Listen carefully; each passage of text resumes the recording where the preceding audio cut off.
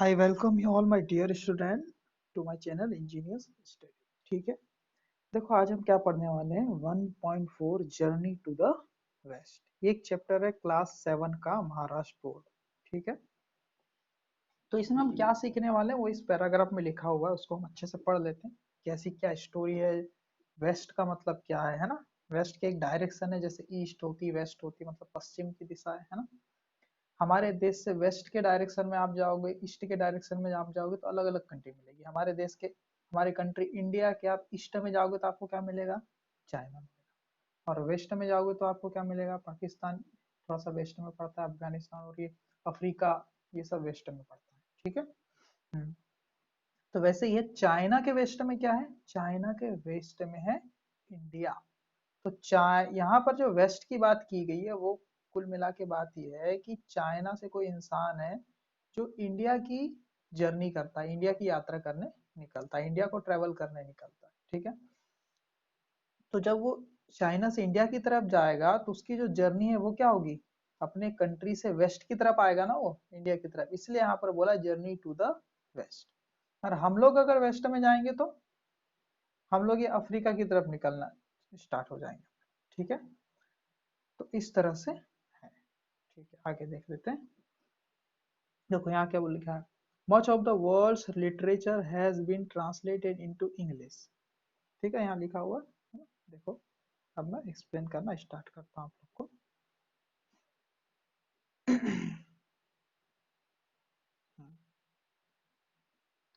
थोड़ा सा ये लिखा है, much of the world's literature has been translated into English. यानी दुनिया की कई सारे जो लिटरेचर है, लिटरेचर का मतलब क्या होता है, शास्त्र। लिटरेचर मतलब क्या होता है, शास्त्र। यहाँ दुनिया की कई सारे शास्त्र, देखो आपको मीनिंग आप यहाँ से मिलेगा। तो एपिक का मतलब क्या होता है, यहाँ बाजू में देखते जाओ। एपिक का मतलब a long poem that tells a story.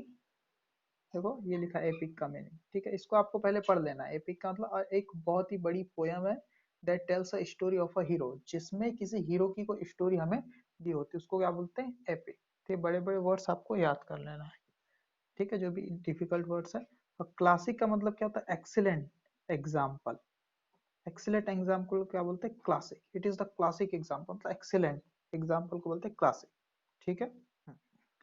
आगे देखें, हिस्टोरिकल बेस्ड ऑन हिस्ट्री। देखो बेस्ड ऑन हिस्ट्री, जो हिस्ट्री पर बेस्ड हो उसको क्या बोलते हैं, हिस्टोरिकल। ठीक है, जो हिस्ट्री पर बेस्ड हो। और फिक्शनल का मतलब क्या होता है, जो रियल ना हो, जो कहानियां है बस, उसमें रियलिटी कुछ नहीं है। और हिस्टोरी का मतलब जो हिस्ट्री में जो कुछ प्रूफ मिले हमें, खुदाई करने के बाद जो चीजें मिली हमें डिगिंग के बाद, उन सब के बेसिस पर साइंटिफिक लॉजिकल लगा करके हमने कुछ चीजें पता की, उसको बोलते हैं हिस्टोरिकल चीजें, है ना। और फिक्शनल का मतलब क्या होता है, बस कहानी है, उसमें बाकी कुछ रियलिटी कुछ नहीं होती। ठीक है, तब हम चैप्टर को देख लेते हैं क्या है। जैसे कि यहाँ पर लिखा हुआ है, much of the world's literature has been translated into English. यानी जितने भी वर्ल्ड के बहुत सारे लिटरेचर है, जो शास्त्र है बड़े बड़े, है ना, वो ट्रांसलेट किए जा चुके हैं किस भाई लैंग्वेज में, इंग्लिश में। ठीक है, और यहाँ पर हम क्या करने वाले हैं, जैसे हमारे शास्त्र कौन से, हमारे लिटरेचर कौन से, रामायण है, महाभारत है, इस टाइप के लिटरेचर की यहाँ पर बात हुई है ना। वैसे ही इन दिस पैसेज, और इस पैसेज में द वी लर्न, हम क्या सीखने वाले हैं, अबाउट एन एपिक नॉवेल। अभी हमने देखा एपिक का मतलब क्या होता है ना।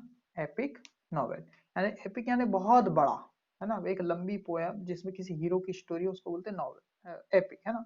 और नॉवेल का मतलब क्या होता है, एक ऐसी इतनी बड़ी कहानी होती है जिसमें कई छोटी छोटी कहानियां मिक्स होती है, उसको बोलते हैं नॉवेल। ठीक है। तो एक बहुत ही बड़ी नॉवेल के बारे में हम यहाँ पढ़ने वाले हैं, है ना। With the little journey to the west, with the title, sorry, ठीक है, टाइटल, टाइटल क्या है इस एपिक नॉवेल का, जर्नी टू द वेस्ट। ये लिखा है journey to the west. And its most popular character, और इस पूरे हमारी जो नॉवेल है इसका मोस्ट पॉपुलर कैरेक्टर क्या है, सन वुकोंग, जिसको क्या बोलते हैं, मंकी किंग भी कहते हैं। ये इस पूरी कहानी का मोस्ट पॉपुलर कैरेक्टर है, यानी किरदार है। ठीक है, this novel is a classic of Chinese literature. Chinese literature का क्या है, ये क्लासिक है। क्लासिक का मतलब हमने अभी यहाँ पर देखा था, है ना, क्या देखा था क्लासिक का मतलब, एक्सीलेंट एग्जाम्पल है। क्लासिक का मतलब क्या है? एक्सीलेंट एग्जाम्पल, ठीक है। तो this novel is a classic, मतलब एक्सीलेंट एग्जाम्पल है ऑफ चाइनीज लिटरेचर, है ना। बहुत ही गजब का, बहुत ही बड़ा एग्जाम्पल है, स्पेशल टाइप का एग्जाम्पल है चाइनीज लिटरेचर का, चाइनीज लोगों के लिटरेचर का, वहाँ के शास्त्र का, ठीक है। इट वॉज रिटन, और ये जो नॉवेल है लिखा गया था कब? In the 16th century. 16th century यानी सोच लो आज हम 20 सेंचुरी में जी रहे हैं, ठीक है ना। 21वीं सदी में जी रहे हैं, 21, है ना। और यहाँ पर क्या बोला? 16th सेंचुरी, है ना। कितने साल पहले की बात होगी? 16 से 21, लगभग 500 साल पहले की बात है यहाँ पर, कि 16th सेंचुरी में ये चीज लिखी गई थी, है ना। किसके द्वारा लिखी गई थी ये याद रखना, बाय वू चैंग। वू चैंग, ये सब चाइनीज नाम है इसलिए ऐसे चैंग पैंग यहाँ लिखा रहता है ना। वू चैंग ने इसे लिखा था कब? 16th सेंचुरी में इस नॉवेल को लिखा था। और इसका सबसे मोस्ट पॉपुलर कैरेक्टर क्या है? सन वुकोंग या मंकी किंग जिसको बोला गया है, ठीक है। आगे क्या है? Does the passage remind you of a few things you read in your history text book last year. आपको बोल रहा है कि ये जो पैसेज हम यहाँ से पढ़ रहे हैं ये आपको कुछ याद दिलाता है कि आपकी हिस्ट्री बुक से कुछ कनेक्शन है क्या इसका, लास्ट ईयर की 6th क्लास में जो पढ़े आपने, वो आपको यहाँ पर बोल रहा है। वो आपने पढ़ा होगा तो आप समझ पाएंगे, ठीक है। हम क्या करते हैं, अब इसका जो नेक्स्ट पेज है वहां पर बढ़ते हैं ना, अगले पेज में, वहां से हम रीडिंग करेंगे। तो देख लीजिए इस पेज पे हम आ गए। पेज नंबर आपका 18 है, ये कौन सा है? 18 पेज नंबर है, ठीक है। तो जर्नी टू द वेस्ट जैसे क्या लिखा हुआ है, हम इसको पूरा डील करेंगे आज, पूरा इसका मीनिंग समझेंगे बहुत ही अच्छे से, ठीक है। क्या लिखा है, मैं इसको थोड़ा सा फोकस कर लेता है ना, इसी पोर्शन को हम फोकस करेंगे, इसी को थोड़ा सा पढ़ने की कोशिश करेंगे, ठीक है। ऐसा।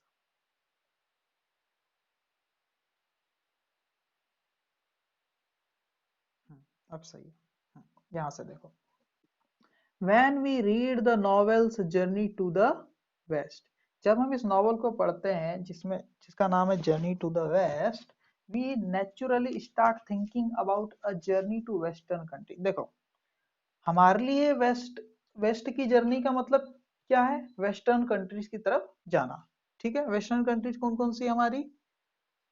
हम्म हमारी वेस्टर्न कंट्रीज के एग्जांपल क्या है? जैसे पाकिस्तान के डायरेक्शन में आप जाना चालू करेंगे, इस तरह अफ्रीका की तरफ जाना चालू करेंगे, है ना। कि ब्रिटेन, इंग्लैंड वगैरह ये सब हमारी वेस्टर्न, उत्तर अमेरिका, नॉर्थ, ये सब अमेरिका भी उधर ही आता है, ये सब हमारी वेस्टर्न कंट्रीज होती है ना। तो जब हम जर्नी की बात करते हैं वेस्ट टू द वेस्ट की तरफ, तो हमारे दिमाग में ये सब चीजें आती है, ठीक है। और ईस्ट की तरफ जर्नी की बात करेंगे तब क्या आता है? चाइना। लेकिन यहाँ पर जर्नी टू द वेस्ट, ये जर्नी हम लोग नहीं करने वाले, इंडिया से कोई जर्नी नहीं करने जा वाला है। यहाँ पर देखो क्या है, हम नेचुरली क्या कर देते हैं, स्टार्ट कर देते हैं सोचना अबाउट अ जर्नी, एक जर्नी के बारे में जो कि वेस्टर्न कंट्रीज की तरफ, जैसे कि इंग्लैंड की तरफ, अमेरिका की तरफ, इधर जाने की बात करते हैं। ऐसा नहीं है, बट यहाँ पर west is a relative term. ये वेस्ट का मतलब ये है कि रिलेटिव का मतलब तुलनात्मक टर्म है, आप किससे कंपेरिजन कर रहे हैं। चाइना से कंपेरिजन करोगे वेस्ट की तरफ तो पाकिस्तान मिल, ये अपना इंडिया मिल जाएगा आपको, सही है। तो यहाँ पर लिखा है फॉर कंट्रीज टू ईस्ट, है ना, फॉर कंट्रीज टू ईस्ट, हाँ, to our east, for countries to our east we are the west. हमारी जो कंट्रीज है जो ईस्ट की तरफ, तो हम क्या है? वेस्ट है, हम उनके लिए वेस्ट माने जाएंगे। जैसे हमारी ईस्ट की जो कंट्रीज, जैसे चाइना, उसके लिए हमारी कंट्री क्या है? उनके वेस्ट में, ठीक है, वी आर द वेस्ट, है ना। दिस पर्टिकुलर जर्नी, और ये जो पर्टिकुलर जर्नी की जहाँ हम बात कर रहे हैं, है ना, दैट, है ना, that we are going to read about, ये जो पर्टिकुलर जर्नी है जिसके बारे में हम पढ़ने वाले हैं, वो किसके बारे में है?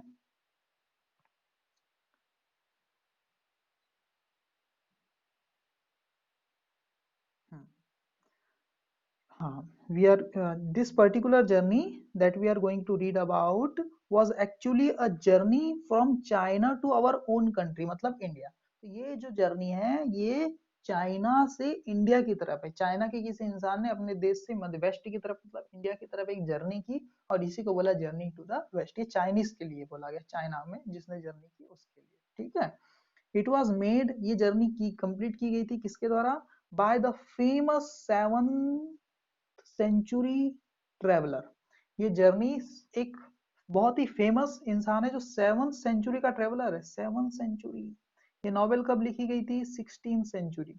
और जबकि ये नॉवेल तो बहुत ही लेट लिखी गई, जबकि ये यात्रा जिसने किया था उसने कब यात्रा किया था? 7th सेंचुरी में यात्रा किया था, जर्नी स्टार्ट किया था, है ना, और कंप्लीट किया था। तो इसको लिखने में काफी समय लगा, है ना। ये कहानी जब तक कैसे आगे बढ़ती गई, लोगों की कहानियां, लोक लोक फॉक्स की तरह, है ना, फोकलॉर, जैसे कि लोगों ने किसी को बताया, फिर किसी लोगों ने बताया, ये बताते सुनते हुए ये कहानी आगे बढ़ी थी। इसको लिखा कब गया? 16th सेंचुरी में, है ना।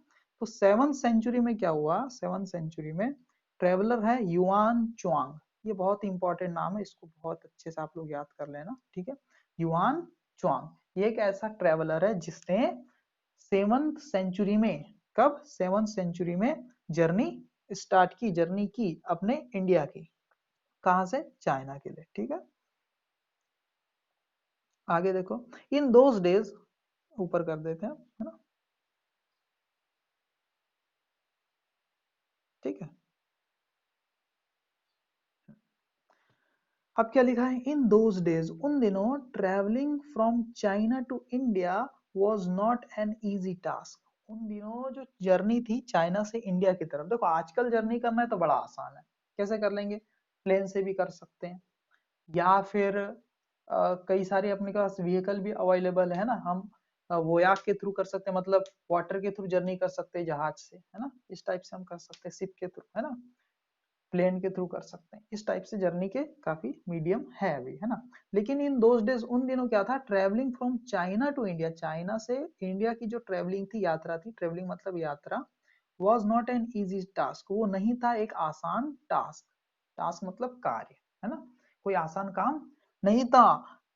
देखो आगे फिर क्या लिखा है? One had to travel thousands of miles on foot और हॉर्स बैक। देखो उस समय अगर कोई यात्रा करने की सोचता था तो उसे क्या करना पड़ता था? वन मतलब किसी को भी, है ना, किसी के लिए भी आ गया ना, वन मतलब किसी को भी, हैड टू ट्रेवल, उसे ट्रेवल करना पड़ता था thousands of miles on foot. On foot मतलब पैदल चलते हुए, थाउजेंड्स ऑफ माइल, हजारों मील पैदल यात्रा करनी पड़ती थी, या फिर हॉर्स बैक मतलब घोड़े की पीठ पर बैठकर, घोड़ा सवारी के द्वारा यात्रा करनी पड़ती थी। और क्या क्या मुश्किल आती थी? कैसे यात्रा करते थे? क्रॉसिंग डेजर्ट, डेजर्ट को क्रॉस करते हुए, है ना, मरुस्थल, डेजर्ट मतलब जहां पर रेतीली मिट्टी होती है, रेतीली जमीन होती है, उसको बोलते हैं, ठीक है, जहाँ रेत ही रेत होती है, ठीक है। जैसे रेगिस्तान जिसको बोला है ना, क्रॉसिंग डेजर्ट मतलब रेगिस्तान को भी क्रॉस करना पड़ता था। क्रॉसिंग स्नो क्लैड माउंटेन्स, मतलब स्नो क्लैड का मतलब होता है बर्फ से ढके हुए माउंटेन को भी क्रॉस करना पड़ता था। क्रॉसिंग स्ट्रेंज अनफेमिलियर रीजन्स, और जो स्ट्रेंज मतलब क्रॉस करना पड़ता था, स्ट्रेंज मतलब एकदम अजीब टाइप के, अनफेमिलियर जिसके बारे में हमें कभी जाना ही नहीं है, ऐसे रीजन मतलब ऐसे एरिया को भी, ऐसे क्षेत्र को भी हमें क्रॉस करना होता था। जब पुराने दिनों में यात्रा की बात होती थी तो using roads where bandits, bandits मतलब डाकू, देखो यहाँ लिखा है बैंडिट्स, ठीक है, आप बुक में देखते जाइए, वहां से भी देख सकते हैं, है ना। यूजिंग रोड, ऐसी रोड को भी यूज करना पड़ता था जहां पर बैंडिट मतलब डाकू, एंड रॉबर्स मतलब लुटेरे, रोम्ड मतलब घुमा करते थे। ऐसी रोड को भी क्रॉस करना पड़ता था जहां बैंडिट्स एंड रॉबर्स रोम्ड, वो घुमा करते थे, ठीक है। Who would do it but Yuan Chong had a dream, who would do it, तो फिर इस यात्रा को कौन करता? हु वुड डू इट का मतलब कौन करता? इतनी जब डिफिकल्ट यात्रा थी तो इस यात्रा को कौन करता? इस ट्रेवलिंग को, इस जर्नी को कौन कंप्लीट करता? इसका मतलब हु वुड डू इट, तो फिर इसे कौन करता, है ना, इतना डिफिकल्ट था। बट लेकिन Yuan Chong had a dream, लेकिन युआन चोंग का एक सपना था। क्या सपना था? He wanted to take Buddhist scripture from India to his homeland in China. उसका सपना था कि यहाँ भगवान बुद्ध का इंडिया में जन्म हुआ था, और उस समय भगवान बुद्ध के जो शास्त्र थे, उनकी अच्छी अच्छी बातें उन्होंने लिखी थी, है ना, उनके जो स्क्रिप्चर थे, उसकी उनकी लिखी बातें, है ना, स्क्रिप्चर, वो बहुत ही फेमस थे, तो उनको वो यहाँ से ले जाना चाहता था, है ना।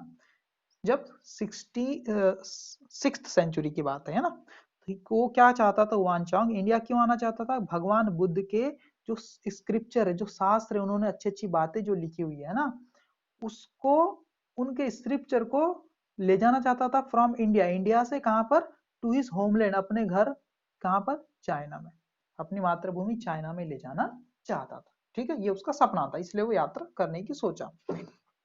इट, आगे देखो, it was like a pilgrimage to him, ये उसके लिए एक प्रकार की तीर्थ यात्रा थी। तीर्थ यात्रा हम क्यों करते हैं, अच्छी अच्छी जगह जाते हैं, धार्मिक स्थलों में तीर्थ यात्रा करते हैं कि नहीं, तो वो इसको एक तीर्थ यात्रा जैसा ही मानता था, है ना, जिससे ऐसी यात्रा जिससे लोगों का भला हो, भगवान बुद्ध के यहाँ पर लिटरेचर आएंगे तो लोग उसे पढ़ेंगे, कुछ अच्छा सीखेंगे, भगवान को पाने के रास्ते आसान होंगे, इस टाइप की उसकी वो सोच थी। तो ये इसके लिए एक तीर्थ यात्रा के जैसा था। ठीक है, ऐसी यात्रा जिसको कंप्लीट करने से हमें पुण्य मिले। आगे देखो, Yuan Chong undertook the long and difficult journey to follow his dream. Undertook का मतलब होता है स्टार्ट कर देना, है ना, तो यहाँ पर लिखा हुआ है कि युआन चोंग ने क्या किया, अंडर टू मतलब स्टार्ट किया एक लंबी और एक कठिन, डिफिकल्ट जर्नी, यात्रा, टू फॉलो हिज ड्रीम, अपने ड्रीम को फॉलो करने के लिए, पूरा करने के लिए। ठीक है स्टूडेंट, फॉर 17 लॉन्ग ईयर्स, अब आप सोचिए कितने साल की यात्रा, देखो, for 17 long years he kept on travelling, 17 साल के लिए, 17 साल, फॉर 17 लॉन्ग ईयर्स, वो 17 साल तक ही केप्ट ऑन ट्रेवलिंग, 17 साल कितना लंबा लंबा समय है। He kept on travelling, kept on मतलब जारी रखा, उसने क्या जारी रखा, ट्रेवलिंग, यात्रा को जारी रखा, चालू रखा 17 साल तक।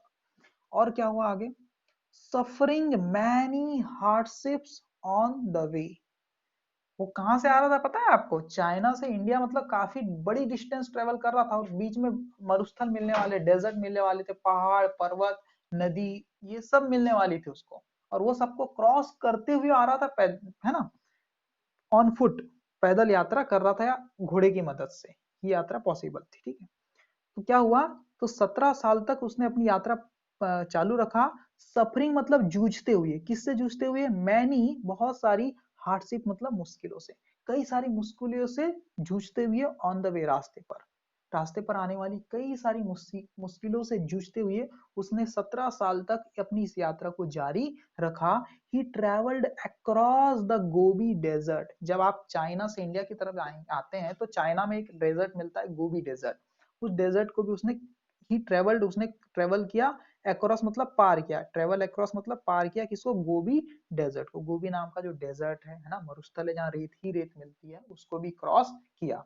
देन अलोंग द टियान सान माउंटेन रेंज, एक चाइना में एक माउंटेन रेंज है, बहुत सारे पर्वतों की श्रृंखला जिसको बोलते हैं, देन अलोंग मतलब के साथ साथ, जो टियान स्वांग माउंटेन रेंज है उसके साथ साथ, and on, and on along the silk road, मतलब किस किस के थ्रू रास्ता की यात्रा किया, गोबी डेजर्ट को क्रॉस किया, टियान सैन माउंटेन रेंज को क्रॉस किया, एंड ऑन, एंड ऑन, और उसी के साथ साथ अलोंग मतलब कि किसके साथ या किसको पार किया उसने, सिल्क रोड के थ्रू उसने यात्रा किया। अलोंग का मतलब होता है के द्वारा, है ना, सिल्क रोड करके एक फेमस रोड है जहां से व्यापार होता था पुराने समय में इंडिया और चाइना के बीच, उस रोड को भी उसने क्रॉस किया, उसके थ्रू भी यात्रा किया, है ना, ऑन अलोंग का मतलब उसके द्वारा, उसके थ्रू भी उसने यात्रा किया, सिल्क रोड के through, through regions that are now, और ये जो रीजन है जिसका यहाँ पर नाम लिखा गया है, जो सिल्क रोड के थ्रू आते हैं,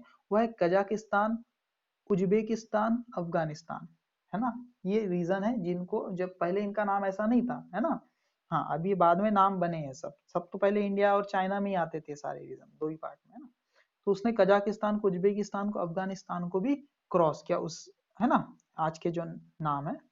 और फिर क्या हुआ,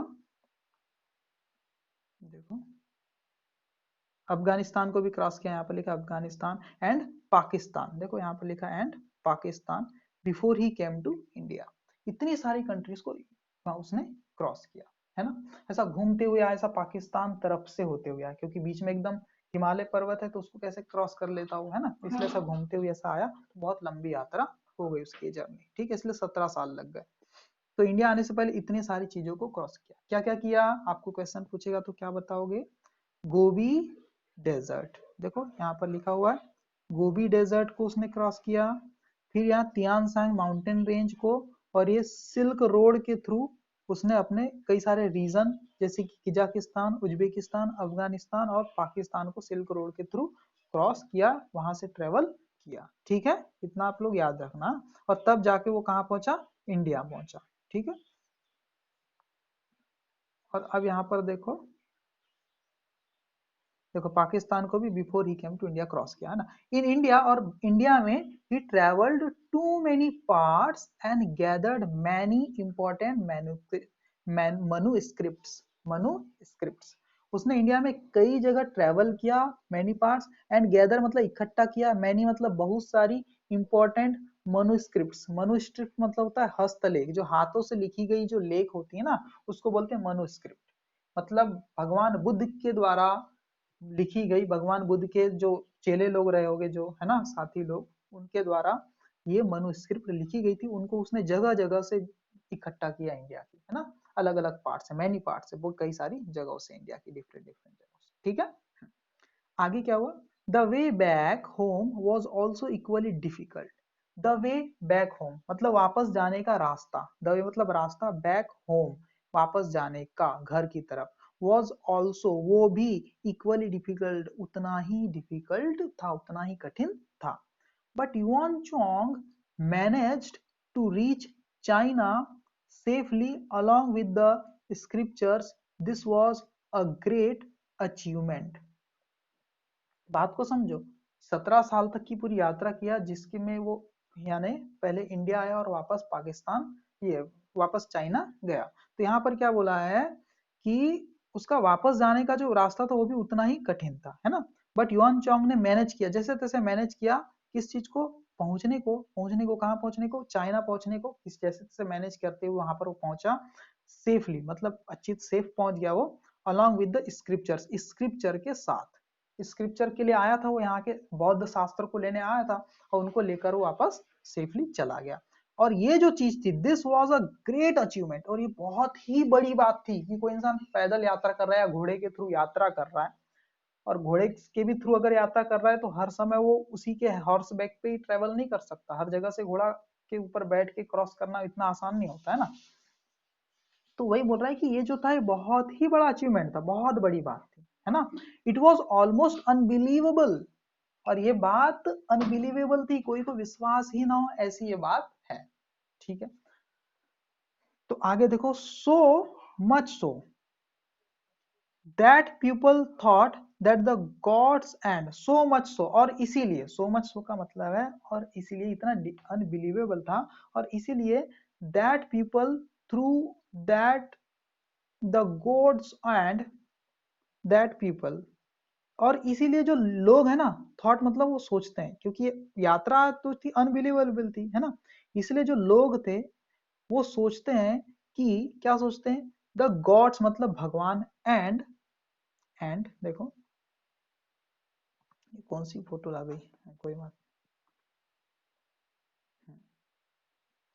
इसलिए लोग क्या सोचते हैं कि जो भगवान थे, सो मच सो, और इसीलिए इतनी डिफिकल्ट, सो मच सो का मतलब है कि पहली जो लाइन ली है उसी पे लिखी हुई है, इसके पहले उस पे एम्फोसाइज डाल रहा है। देखो पहली लाइन क्या है, इट वाज ऑलमोस्ट अनबिलीवेबल, ये क्या थी, कुल मिला के अविश्वसनीय कहानी थी, अनबिलीवेबल थी। और सो मच सो का मतलब क्या है कि इतनी अनबिलीवेबल थी, सो मच सो का मतलब क्या है, इतनी ज्यादा अनबिलीवेबल थी, दैट पीपल की लोग, थॉट सोचते थे, दैट की द गॉड्स एंड, गॉड्स मतलब भगवान, एंड आगे क्या है देख लेते हैं।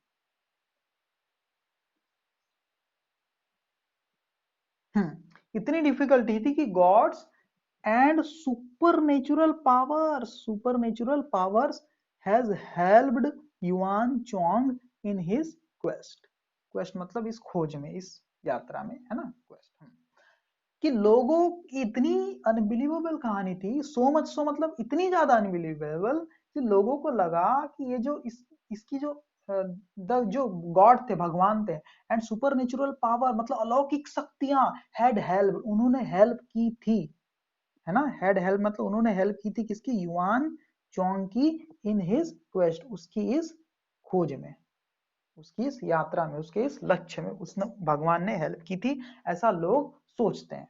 ठीक है, आगे देखो, this gave rise to many interesting folk tales. और क्या हुआ इस सोच की वजह से कि कहीं भगवान ने, कहीं सुपर नेचुरल पावर ने उसकी हेल्प की होगी, ऐसा लोग सोचते हैं, और इसी के ऊपर लोगों की कुछ कहानियां हैं। फॉक टेल्स का मतलब क्या होते हैं? मुंह बोली कहानियां। फॉक टेल्स मतलब जो लिखित में तो नहीं थी, लेकिन बाद में उन्हें लिखा गया होगा, लेकिन लोक कथा जिसको बोलते हैं। लोगों के द्वारा हम कई सारी कहानी सुनते हैं ना, रामायण महाभारत की भी कहानी सुनते हैं, कई बार सारी कहानियां सुनते हैं। इसका भले ही कोई साइंटिफिक प्रूफ ना हो, लेकिन हम ये कहानियां सुनते हैं, और ये सुनने सुनने से एक पीढ़ी से दूसरी पीढ़ी तक ट्रांसफर होती है। एक इंसान दूसरे को बताएगा, फिर वो दूसरे को, इस तरह से। इसको बोलते हैं फॉक टेल्स, मतलब ऐसी कहानी किससे जो लोगों के सुनने सुनने से, इधर उधर बताने से बढ़ती चली जाती है। ठीक है, आगे देखो। तो दिस गिव, और ये जो चीज थी, दिस गिव मतलब ये सोच लोगों की कि किसी गॉड ने, किसी सुपर नेचुरल पावर ने उसकी हेल्प की होगी, इस सोच ने, इस दिस का मतलब इस सोच ने गिव दिया, राइज मतलब जन्म दिया, बहुत सारी इंटरेस्टिंग फॉक टेल्स को, मतलब कई सारी लोक कथाओं को इस चीज ने, इस सोच ने जन्म दिया। लोग अब अनुमान लगाने लगे कैसे इसे हेल्प की गई होगी, और इस तरह से नई नई कहानियां बनने लगी। तो सेंचुरीज लेटर, कई, सेंचुरी का मतलब क्या होता है? 100, है ना, सेंचुरी मारते हैं ना हम लोग क्रिकेट में, तो 100। तो सेंचुरीज लेटर मतलब कई 100 साल बाद, है ना, कई सैकड़ों साल बाद, इसका मतलब है सेंचुरीज लेटर मतलब सैकड़ों साल बाद। An epic novel called journey to the west was written. और इन्हीं कहानी किस्से लोगों की, कि इसने ऐसे यात्रा की होगी, ऐसे कोई गॉड ने हेल्प किया होगा, ऐसा ऐसा लोगों की जो कहानी किस्से थी, उसको फाइनली क्या हुआ, कई दशकों के बाद एंड लिखा गया। वही बोल रहा है ना, सेंचुरीज लेटर मतलब कई सालों बाद, मतलब सैकड़ों सालों बाद, एन एपिक नॉवल, एक बहुत बड़ा उपन्यास जिसका नाम है journey to the west was written, वो लिखा गया था। अबाउट दिस फेमस पिलग्रिमेज, इस बहुत ही फेमस तीर्थ यात्रा के ऊपर। सही है, क्या लिखा गया?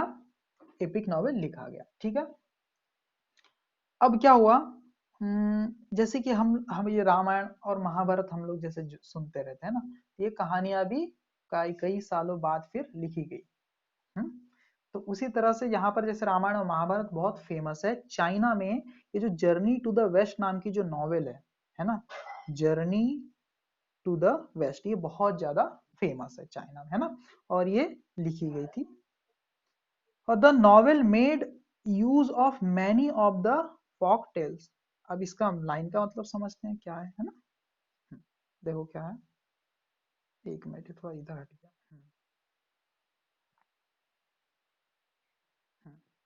The novel made use of many of the folk tales, जो नॉवेल है उसमें कई सारे फॉक टेल्स का यूज किया गया था। कई सारे फॉक टेल्स मतलब कहानी किस्सों का यूज किया गया था। ठीक है,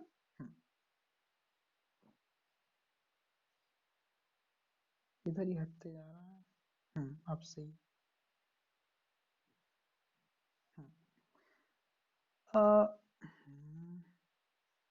फॉकटेल मतलब लोगों के द्वारा कही सुनी जो कहानियां थी, इसके पीछे जो अनुमान लगा रहे थे, उन्होंने सोचा था, उन उनकी सब बनी बुनाई कहानियों को भी यूज किया गया इस नॉवेल में, और एक पूरी नॉवेल बनाई गई जो शुरू से लोगों की कहते सुनते जो आ रहे थे कहानियां, उसको भी यूज किया गया। दिस नॉवेल मेड यूज का मतलब समझे ना, दिस नॉवेल मेड यूज, इस नॉवेल में यूज किया गया किस चीज का? ऑफ मैनी ऑफ द फॉकटेल, कई सारी लोगों की किस्से कहानियों का यूज किया गया, है ना। The novel and the stories in it are still very popular. The novel मतलब पूरी पूरी novel, and the stories in it, और जो इसके अंदर जो स्टोरीज है वो क्या है? इन इट आर, वो है क्या है? स्टिल, आज भी, स्टिल मतलब आज भी, वेरी पॉपुलर, बहुत ज्यादा पॉपुलर है ये नॉवेल, और इसके अंदर की जो स्टोरीज है वो आज भी बहुत ज्यादा फेमस है, ऐसा कहा है। ठीक है, आगे देखो क्या है।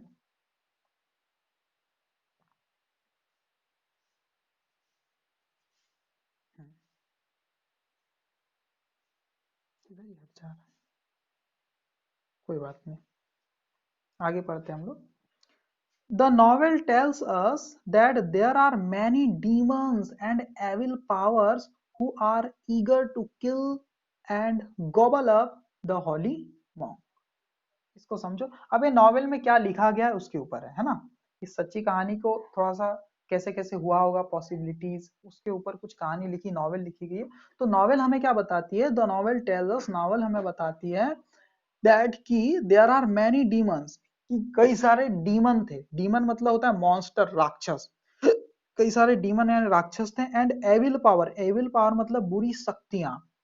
हु आर ईगर, जो क्या थी, बहुत ज्यादा ईगर थी, तैयार थी, उत्सुक थी, किसके लिए, to kill and gobble up. Kill मतलब होता है जान से मार देने के लिए, और गोबल अप मतलब निगल के खा जाने के लिए, खा जाने के लिए, किसको, द हॉली मॉन्क, जो वान चोंग था, जो वान चोंग, युआन चोंग, उसको कई सारी डीमन पावर मॉन्स्टर्स थे, कई सारी एविल पावर थी, और जो इसे क्या उत्सुक थी, उसे किल करने के लिए और गोबल अप करने, खा जाने के लिए, किसको, द होली मॉन्क को। ऐसा नॉवेल में लिखा गया। हु वुड सेव हिम, तो फिर आगे क्वेश्चन पूछा, हु वुड सेव हिम, तो उसे किसने बचाया, जब इतनी सारी बुरी शक्तियां उसे खत्म करना चाहती थी वान चोंग को, तो हु वुड सेव हिम, उसे किसने बचाया, ऐसा क्वेश्चन आया है। हु वुड वेनिसेस द डीमंस, किस, वेनिसेस का मतलब होता है खत्म करना, है ना, किसने डीमंस को, राक्षसों को खत्म किया फिर, है ना, ये दो सवाल है। वेल ठीक है, द गुआनियन डेटी, डेटी का मतलब क्या होता है, डिओटी है, DITY डेटी, इसका मतलब होता है देवता। डीएटी मतलब क्या होता है, देवता, डीएटी, है ना। गुआनयिन डेटी का मतलब होता है, गुआनयिन नाम की कोई देवी है, डीएटी मतलब होता है देवी, है ना। वेल ठीक है, द एक गुआनियन, गुआनियन ये वही चाइनीज देवी है कोई, DAT. Who is the goddess of mercy, जो कौन है, हु इज द गॉडेस, जो देवी है, किस चीज की, दया की देवी। गुआनिन क्या है, जो कि एक दया की देवी है। हैज सीन टू दैट, वो इस चीज को जानती थी, हैज सीन टू दैट, उन्हें ये सब चीज देखा था, ऐसा बोला गया है ना। उन्हें ये सब चीज देखा था, वो ये सब चीज देख चुकी थी पहले ही कि ऐसा ऐसा होगा, इसके साथ ये यात्रा करेगा, है ना। द सी, सी मतलब उस देवी ने, has assigned this task to 3 special people, उन्होंने क्या किया, असाइन मतलब सौंप दिया, दिस टास्क, एक काम सौंपा, टू 3 स्पेशल पीपल, 3 बहुत ही स्पेशल लोगों को एक टास्क सौंपा। कौन सा टास्क सौंपा, उसकी हेल्प करो भाई, उसे बचाओ, है ना, उसे क्या करो, सेव करो, है ना, उन डिमंस को वेनिश करो, खत्म करो। ये टास्क किसने सौंपा, गुआनिन नाम की जो देवी थी, उन्होंने सौंपा 3 स्पेशल पीपल को। कौन थे वो 3 स्पेशल पीपल, सन वुकोंग, कौन था, सन वुकोंग, और लिखा है, और का मतलब उसका और एक नाम है द मंकी किंग, ठीक है, सन वुकोंग, या उसका और एक नाम क्या है, मंकी किंग, ये एक पहला किरदार है, ठीक है, दो दो नाम है उसके ना, यहाँ सबके दो दो नाम दिए हुए हैं। द मंकी किंग, दूसरा था जू बज्जी, जिसका नाम था पिगी, पिगी क्या था, पिगी। और तीसरा किरदार था, दो दो नाम है, विजिंग, क्या था, विजिंग, और इसका एक और नाम क्या है, और लिखा है सैंड प्राइस्ट, सैंड प्राइस्ट। ये 3 किरदार थे, क्या था, वुकोंग, या फिर मंकी किंग जिसको बोलते हैं, जू बज्जी जिसको पिगी बोलते हैं, या फिर शाह, या शाह वुजिंग, शाह वुजिंग, या फिर सैंड प्राइस्ट। ये 3 लोगों को ये टास्क सौंपा गुआनिन देवी ने कि आप क्या करो, सेव करो उसको, हॉली मॉन्क को, हॉली मॉन्क की रक्षा करना, और डीमन को खत्म करना, क्योंकि वो एक अच्छा काम करने जा रहा है, ठीक है, एक अच्छी चीज को चाइना में लेकर के आ रहा है, ठीक है। आगे देखो क्या है,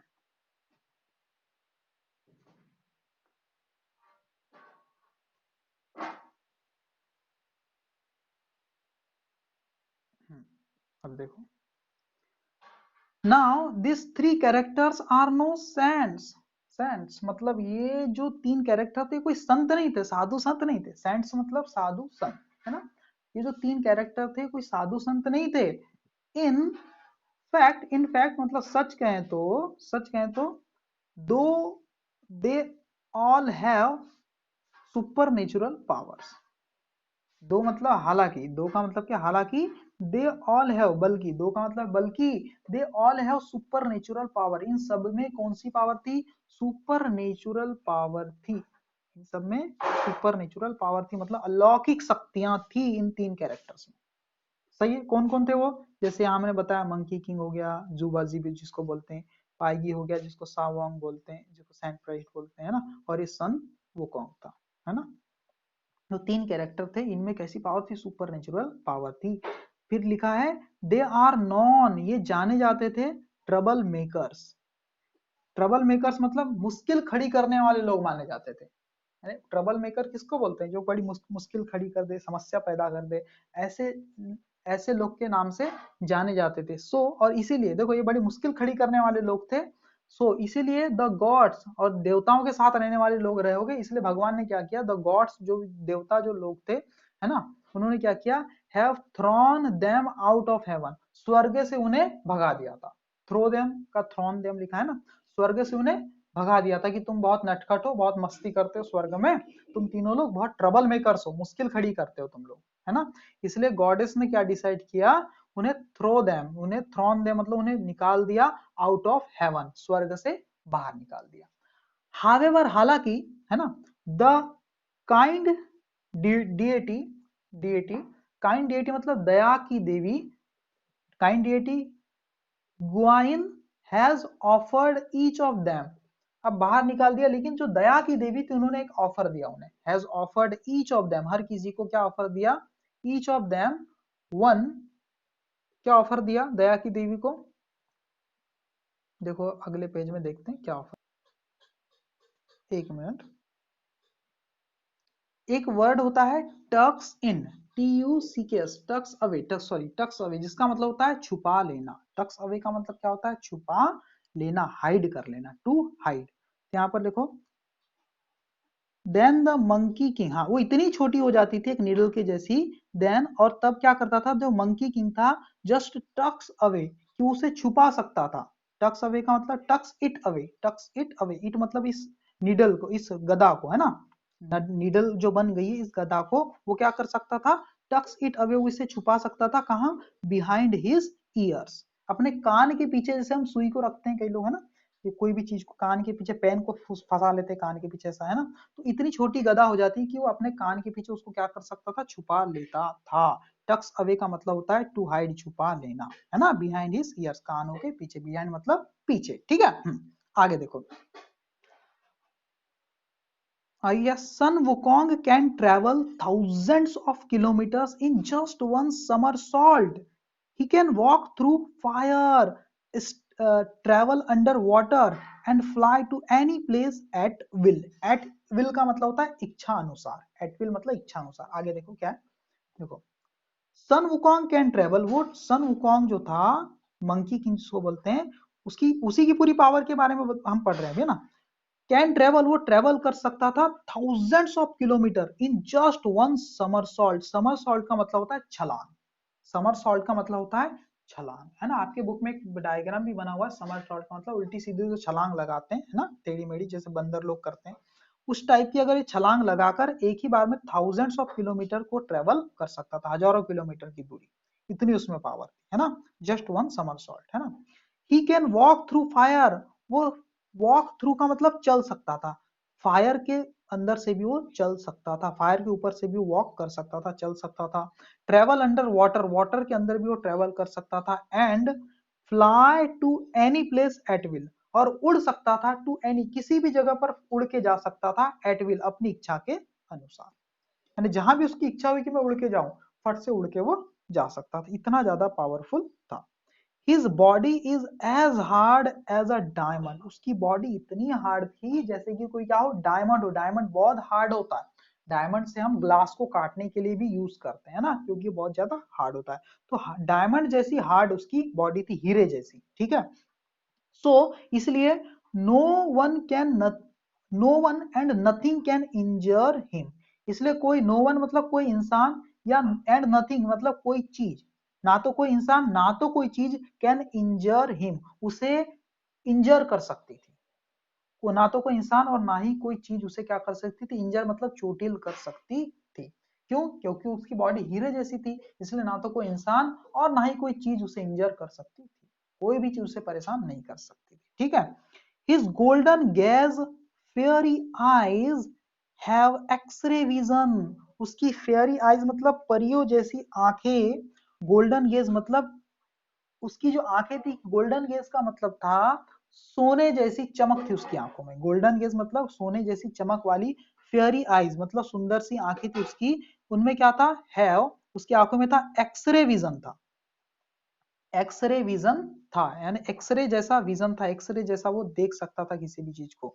आगे देखो क्या है,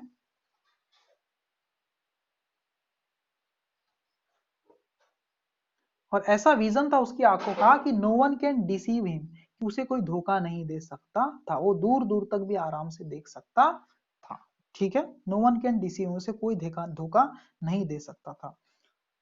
एक्सरे विजन था, आमने सामने आप रूप बदल के भी जाओगे, मान लो, देखो धोखा नहीं दे सकता मतलब एक्सरे विजन का मतलब क्या है, एक्सरे मतलब जो शरीर के अंदर भी झांक ले, है ना, एक्सरे कराते हैं ना हम लोग अपने, चोट वोट लगती तो। एक्सरे विजन मतलब जैसे आपके सामने मैं कुछ भी रूप बदल के आ जाऊं, तब भी आपका एक्सरे विजन मुझे पहचान लेगा कि असल में इंसान कौन है, इसने पूरा रूप चेंज कर लिया अपना। ठीक है, इस टाइप से। Sun Wukong is brave and intelligent but he is also a trickster. Sun Wukong उसी की बात कर रही, मंकी किंग की।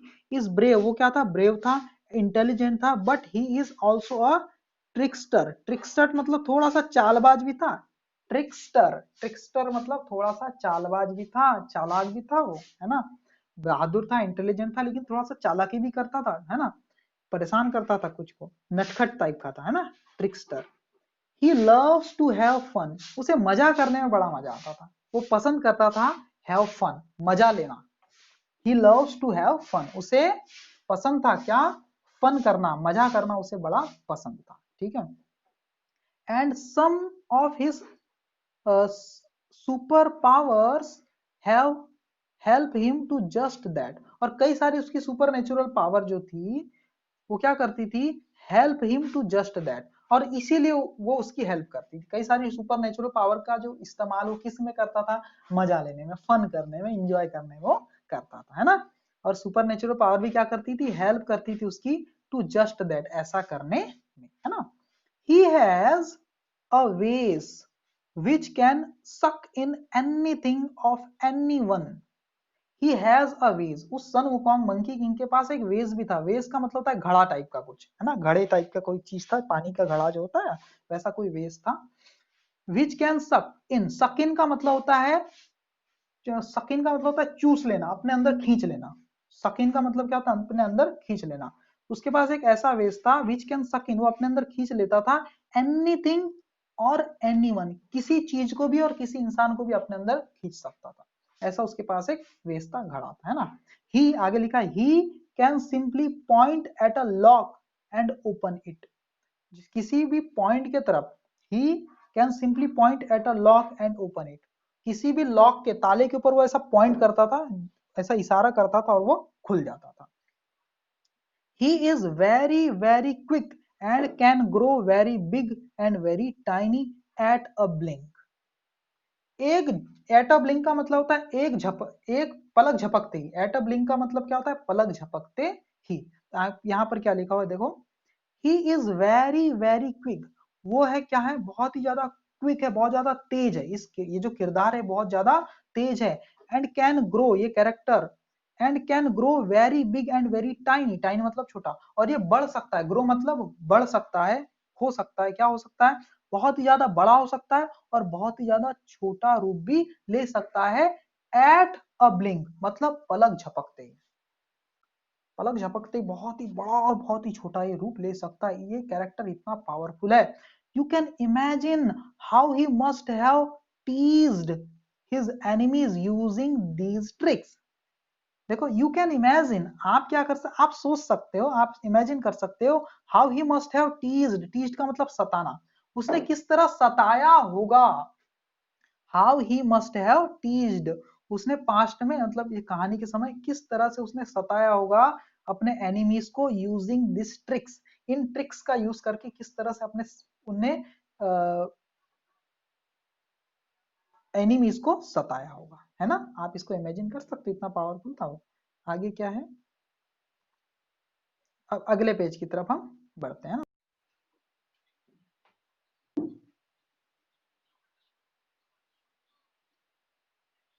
देखिए स्टूडेंट, ये लास्ट पेज है, इसको हम देख लेते हैं क्या है। इसमें क्या लिखा है, if you want to read about the adventures, adventures का मतलब होता है साहस भरे कार्य, स्पेशल कार्य, है ना। If you want to read का मतलब अगर आप पढ़ना चाहते हैं, क्या क्या पढ़ना चाहते हैं? साहस भरे कार्य, किसके के बारे में, अबाउट मतलब के बारे में, साहस भरे कार्यों के बारे में, विशेष कार्यों के बारे में, that Sun Wukong and his companion, companion मतलब साथी, कंपेनियंस है ना, जो सन वुकोंग मंकी किंग जिसको बोलते हैं, और उसके जो साथी ने किए थे, हैड उन्होंने किए थे ऑन द वे, रास्ते में जो किए थे उन्होंने काम, सफर में, जो कि चाइना से इंडिया आते टाइम, तो उसको अगर पढ़ना चाहते हैं उसके बारे में, तो क्या लिखा है? You will find the stories, तो आपको स्टोरीज मिल जाएगी in the English translation, English translation में उपलब्ध है ये सारी स्टोरीज, किस नाम से? Of Journey to the West के नाम से आपको मिल जाएगी, इंटरनेट पे सर्च करोगे तो मिल जाएगी इंग्लिश ट्रांसलेशन में, ठीक है। फिर क्या लिखा हुआ है? Some of the stories have also been turned into films, some of the stories, इसमें से कुछ स्टोरीज तो फिल्मों में भी बदली जा चुकी, फिल्मों में भी चेंज की जा चुकी है, ऐसा बोल रहा है, फिल्में बन चुकी इस पे। What would you like better, आप क्या ज्यादा पसंद करेंगे, सवाल पूछा है, दो ऑप्शन दिए, to read the historical account of Yuan Chong's travel, और कहने का मतलब है पढ़ना, टू रीड पढ़ना पसंद करेंगे, हिस्टोरिकल तथ्य, अकाउंट मतलब तथ्य, किसके? युआन चोंग्स ट्रेवल, उसकी यात्रा के जो हिस्टोरिकल तथ्य है, हिस्टोरिकल पहलू है, उसको पढ़ना ज्यादा पसंद करेंगे, या फिर और टू रीड वो पढ़ना पसंद करेंगे जो क्या? Fantastic stories of Sun Wukong, Sun Wukong की बहादुरी के, उसकी शक्तियों की जो स्टोरीज है ना, मैजिकल पावर्स की, वो ज्यादा पढ़ना पसंद करेंगे। आगे लिखा है, अब लेखक ने खुद ही आंसर दे दिया है, maybe you should read both to find out you like better, मतलब maybe you should read both, शायद आपको दोनों ही पढ़ना पड़ेगा, आपको maybe you should read both, आपको दोनों ही पढ़ के देखना चाहिए, टू फाइंड, ये पता करने के लिए कि फाइंड फाइंड आउट, ये पता करने के लिए कि व्हाट यू लाइक बेटर, कि आपको क्या ज्यादा पसंद आएगा। हैप्पी रीडिंग, सही है। तो यहाँ से चैप्टर खत्म होता है स्टूडेंट, मेरे चैनल को आप जरूर सब्सक्राइब कर लीजिएगा, रेड वाला जो आइकन दिखता है ना सब्सक्राइबर का बटन स्क्रीन पे, तो उसको आप ऑन कर लीजिएगा, और बाजू में बेल आइकन उससे भी ऑन करके सब्सक्राइब कर लीजिएगा, ताकि अगली वीडियोस मतलब ऑन कर दीजिएगा बेल को, ताकि अगली वीडियोस आपको इमीडिएटली जैसे मैं डालूंगा चैनल पे तो मिल जाएगी। Okay student, okay, thank you very much.